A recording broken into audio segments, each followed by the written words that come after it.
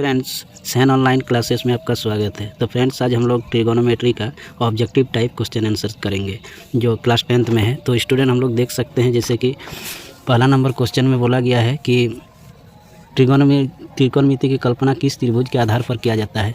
तो पहला ऑप्शन है समकोण त्रिभुज के आधार पर, दूसरा है समबाहु त्रिभुज के आधार पर, तीसरा है विषमबाहु त्रिभुज के आधार पर, और चौथा हम लोग का जाके क्या है, इनमें से कोई नहीं। तो फ्रेंड्स, हम लोग जानते हैं कि त्रिभुज की कल्पना त्रिभुज के किस आधार पर किया जाता है हम लोग का जाके क्या फ्रेंड्स, समकोण त्रिभुज के आधार पर, यानी पहला नंबर हम लोग का करेक्ट आंसर हो जाएगा।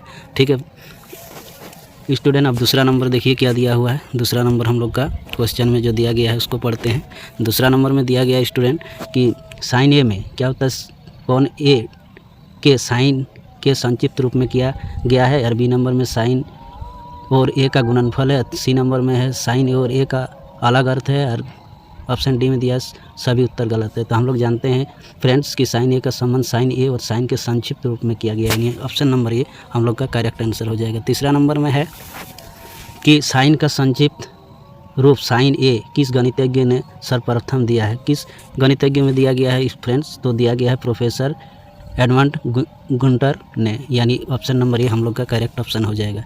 ठीक है फ्रेंड्स, अब चौथा नंबर में है कोसाइन का संक्षिप्त नाम कॉस किस अंग्रेज गणितज्ञ ने दिया है। तो जो हम लोग का ऑप्शन दिया गया है वो दिया गया है आर्यभट्ट ने, प्रोफेसर एडमंड गुंटर ने, या पाइथागोरस ने, या सर जोनास मूरे ने। तो जो दिया है कोसाइन का संक्षिप्त नाम वो सर जोनास मूरे ने दिया है। ठीक है फ्रेंड्स, अगला क्वेश्चन है हम लोग का मेट्रोल का अर्थ क्या है। तो मेट्रोल का अर्थ हम लोग जानते हैं, मेट्रोल का अर्थ होता है क्या, माप होता है। ठीक है फ्रेंड्स, माप, option number B correct answer होगा।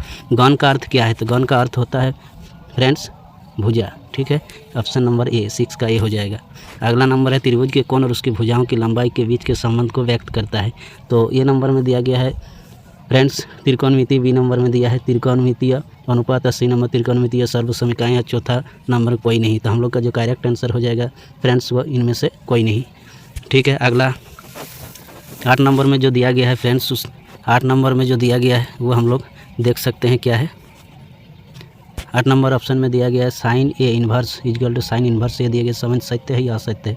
तो ये बात जो दिया गया है फ्रेंड्स वो असत्य बात है, क्योंकि इसका सही नहीं होता है। साइन ए इन्वर्स बराबर साइन इन्वर्स ए नहीं होता है। ठीक है फ्रेंड्स, अगला 9 नंबर क्वेश्चन में दिया गया निम्न में कौन असत्य है। ठीक है फ्रेंड्स, तो हम लोग ऑप्शन देख लेते हैं। कॉट ए कोमा कॉट और ए का गुणनफल है, बी नंबर में है कॉट और ए का गुणनफल नहीं है, सी नंबर में किसी न्यूनकोण ए के लिए कॉट ए इक्वल टू आधार बटा लंब, और चौथा नंबर में जो दिया गया है इनमें से कोई नहीं। तो हम लोग का करेक्ट आंसर हो जाएगा फ्रेंड्स ए नंबर, कॉट और ए का गुणनफल है। ठीक है फ्रेंड्स, अगला नंबर हम लोग देख लेंगे क्या है। अगला नंबर में देखिए क्या है, 10 नंबर क्वेश्चन हम लोग देख लेते हैं। ठीक है फ्रेंड्स, थीटा में वृद्धि होने पर साइन थीटा के मान में वृद्धि होती है, ये सत्य है या असत्य है। तो जो दिया गया है फ्रेंड्स वह है क्या, सत्य है या असत्य। तो ये बात जो है ये करेक्ट हम लोग का, ये बात सत्य है। ठीक है फ्रेंड्स, अगला नंबर 11 नंबर हम लोग देख लेंगे।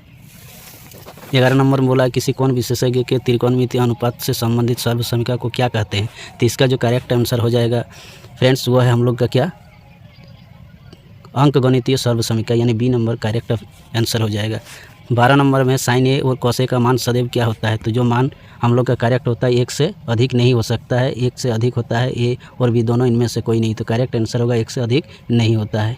ठीक है फ्रेंड्स, अगला नंबर 13 नंबर सेक ए और कॉसेक ए का मान सदैव क्या होता है। तो सदैव जो होता है वो 1 से अधिक या 1 के बराबर होता है, ऑप्शन नंबर बी हम लोग का करेक्ट आंसर हो जाएगा।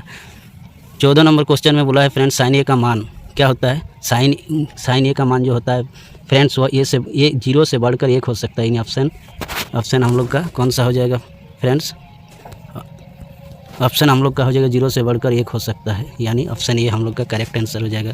15 नंबर कॉस ए का मान क्या होता है। कॉस ए का मान जो होगा फ्रेंड्स वो 1 से घटकर 0 हो सकता है, यानी option B number correct answer हो जाएगा।